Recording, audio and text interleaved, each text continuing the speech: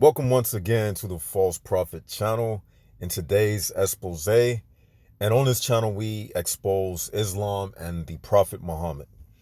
In today's exposing episode, we will be dissecting the hadith that's in front of you, and we will show how this hadith undermines the authority of Allah, because Muslims claim that Allah, He is all powerful, He's all knowing, and we will refute those two claims in today's video.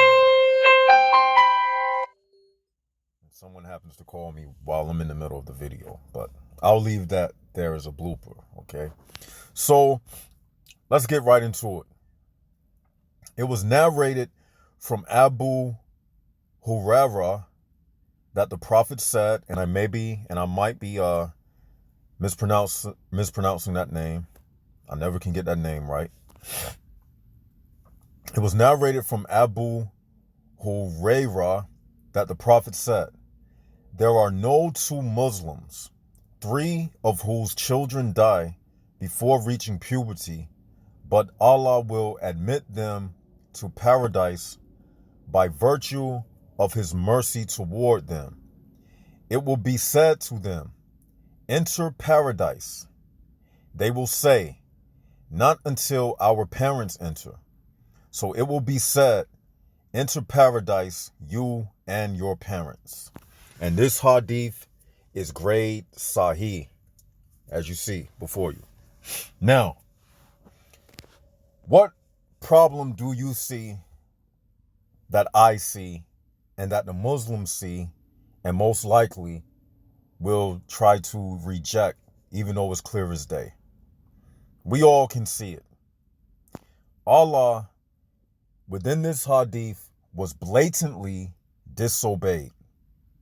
Okay? Now, let's give you the context of the hadith. This hadith is taking place future tense. This is a future occurrence which is supposed to happen when Allah will say to children who die before reaching puberty, He will say to them, "Enter paradise," and they will respond to Him, "Not until our parents enter." So as you see, the authority, the command of Allah is disobeyed. His command is disobeyed because He said, "Enter paradise." They will say, "Not until our parents enter."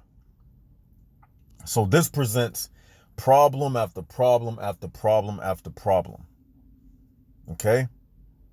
Because number one, it shows that Allah is not all powerful. Because here you have the creation telling the Creator what they going to do. And I like to compare it to children disobeying their parents. Let's say, for instance, we all was kids one day, and you know when your mom told you to come inside from riding bikes because dinner was ready? Now imagine if you told your mom, "No, Mom, I'm not coming inside, not until I feel like it and until I finish riding my bike with my friends." And then your mom says in return, "Okay, little Johnny, okay, little Susie, well, come inside after you finish riding your bike with your friends then. My mistake, my bad." That's the equivalent of what took place in this hadith, where you have the creation telling the Creator what they are going to do. Okay? So basically, what they did was undermine the authority. They undermined the authority of Allah, and they told Allah, the Creator, how they were going to do it. So basically, they wrote their own decree. You get what I'm saying? Because the Muslim says that Allah decrees everything. But here you have the creation changing the decreed word of Allah and he rewrites his command to accommodate the creation. That's what we have taking place. Where the words of Allah, his words are supposed to be preserved and no one can change his words. But this is not the case, because Allah's words were changed to accommodate the creation. And he is supposed to be the creator. So this shows who was in charge. The creation was in charge, not Allah. Just like the example I gave about if your mom told you to come inside from riding bikes, and you said, no, mom, not until I do such and such. Who's in charge of that house? The children or the parent? Obviously the children. Obviously the children are rebellious and disobedient, and they need to be reprimanded. Now, this shows another thing. It also proves that as a Muslim, you can disobey Allah and he will reward your disobedience. Okay? So if Allah allowed these children to enter paradise, then he is a hypocrite. And I'll tell you why.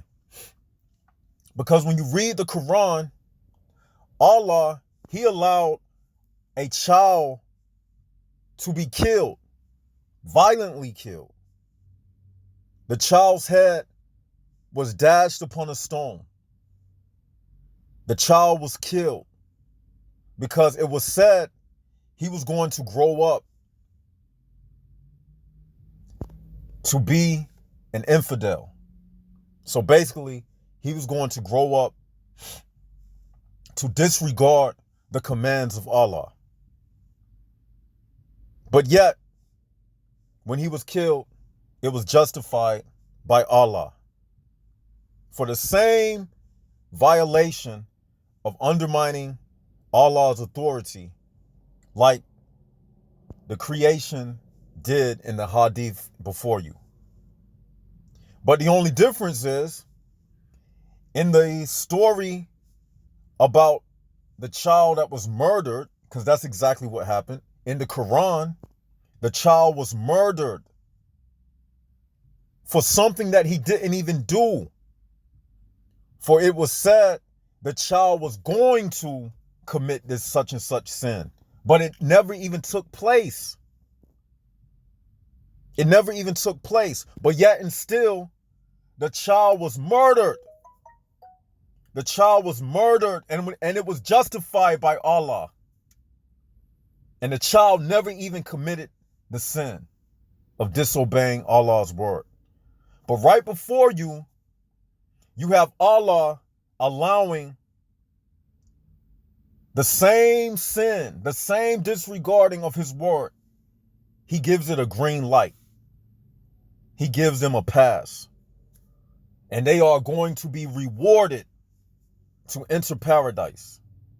Because again, this hadith is in a future reference that's going to take place. Now, here's another problem. Because this is a future prophecy that's going to take place, that means right now, Allah, who is supposed to be all-knowing, all-hearing, all-wise, and he's supposed to be the most just. How is he the most just, but yet he is allowing something like this to take place? And we all see that this is not just. But guess what? It hasn't happened yet. So he has time to not do what he said he was going to do, as far as we are told by Muhammad. Okay? So he still has time to rectify the situation. He still has time with his divine authority to abrogate this prophecy. But guess what? It's too late. So it puts him in a dilemma, and it puts Muhammad in a dilemma. Because if Allah were to abrogate this prophecy, guess what? It would make Muhammad a false prophet. Because he is the one who said that this is going to take place. Okay? And if Allah doesn't change this prophecy, guess what? It will stand true what I am saying, that Allah is not a just ruler. And Allah will have to apologize to that child that was murdered unjustly.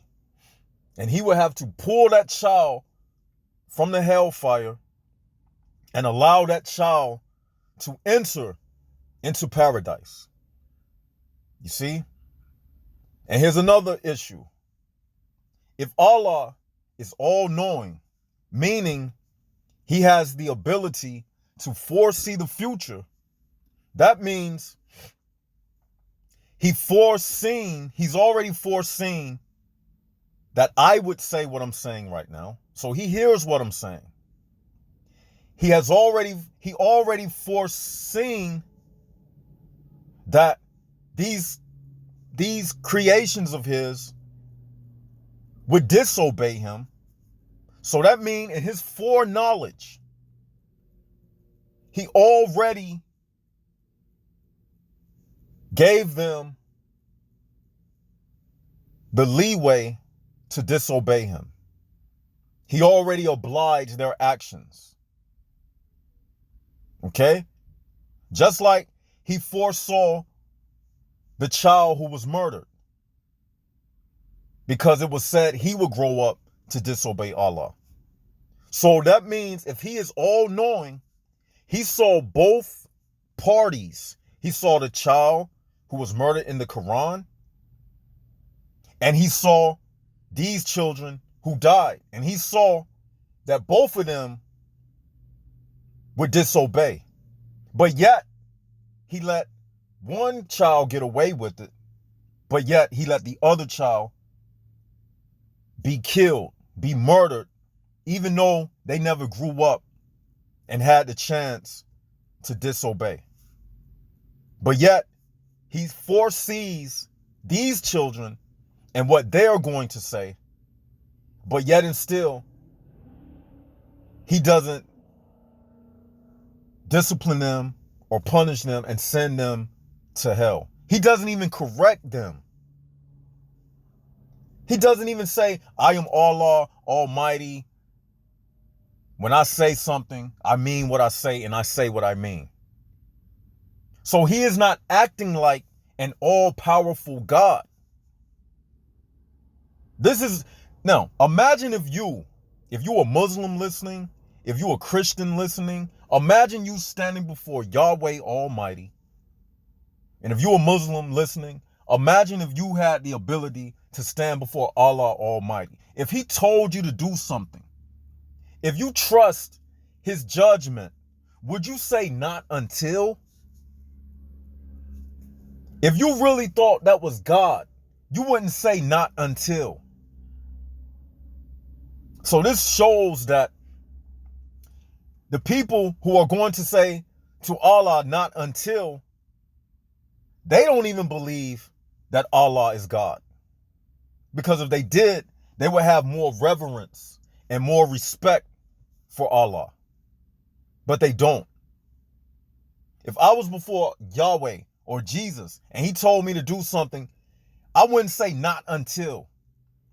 See, it's a difference between having faith and actually being before God. If you actually saw God, if you actually was standing before Jesus Christ, because I know we all sin from time to time, but if you was actually before the object of your worship, if you was actually before the object of the very creator that your religion is built around, can you honestly say to me that if that creator said to you to do such and such, you would say not until? Is that not disrespectful? Because what it means is you would be undermining the authority, the eternal words of your creator by saying not until. So obviously, Allah can't be the almighty eternal creator and allow something like this to happen. Because what took place is he changed his eternal word to accommodate his creation. Where does that happen? Only in Islam.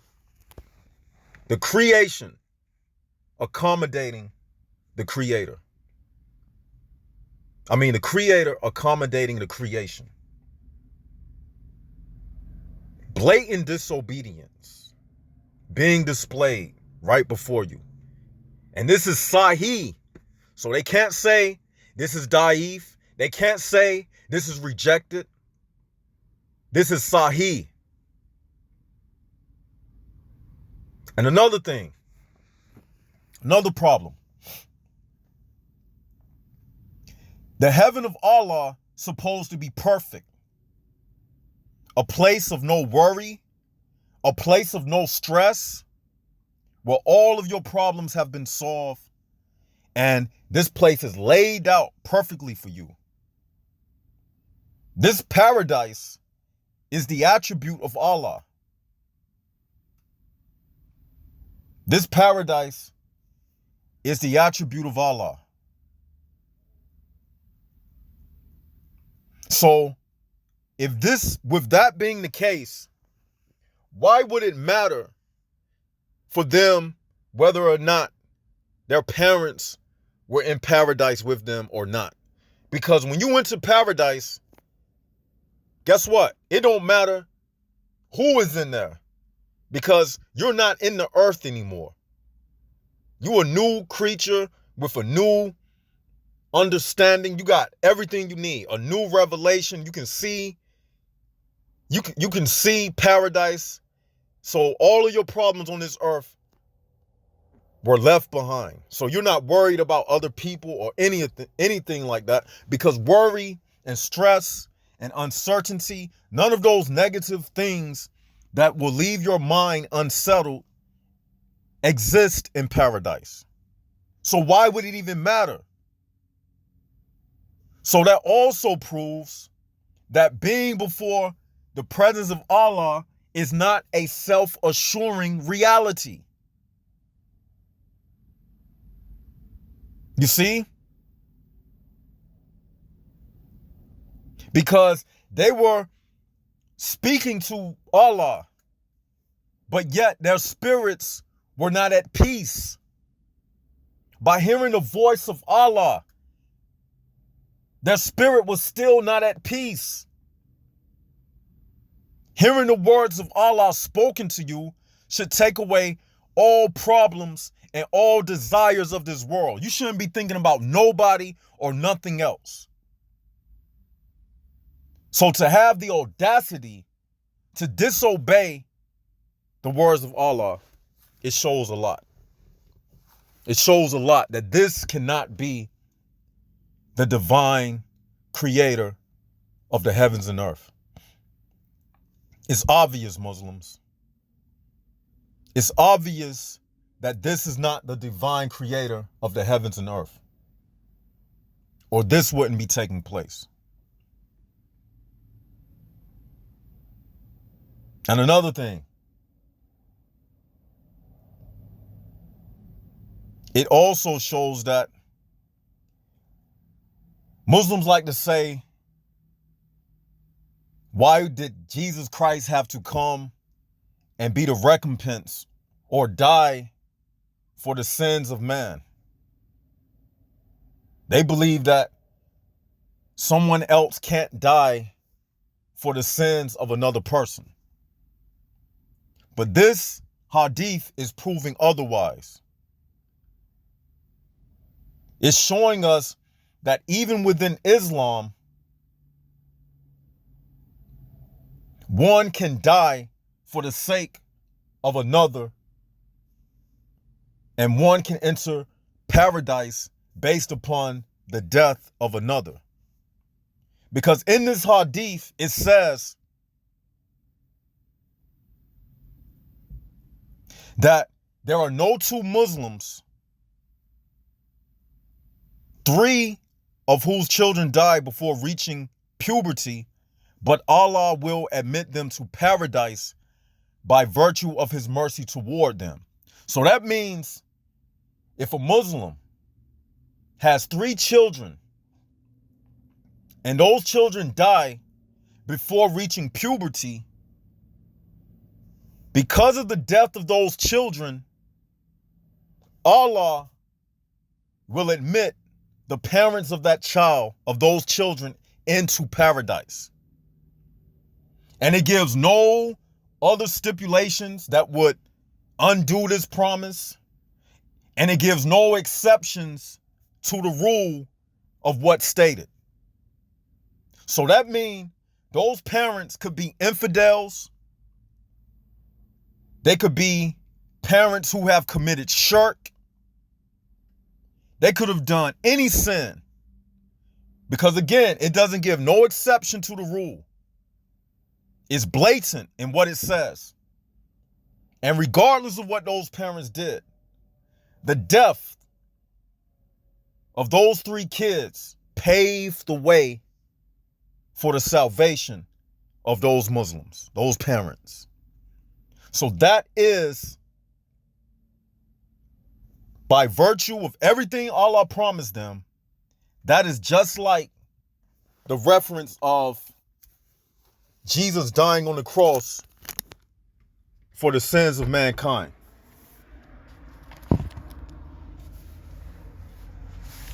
One moment.